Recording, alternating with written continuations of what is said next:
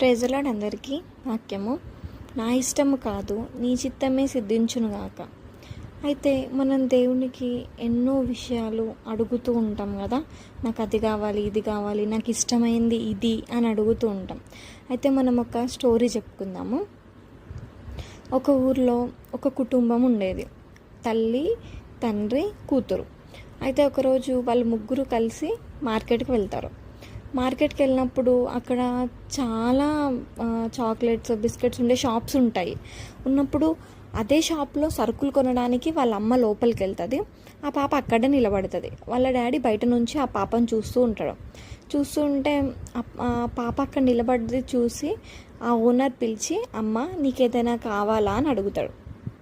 అడిగినప్పుడు, లేదండి నాకేమొద్దు, మా అమ్మ లోపల సరుకులు కొంటుంది అని అంటారు. అన్నప్పుడు ఆ ఓనర్ అంటాడు, ఇట్రా అమ్మ, అక్కడ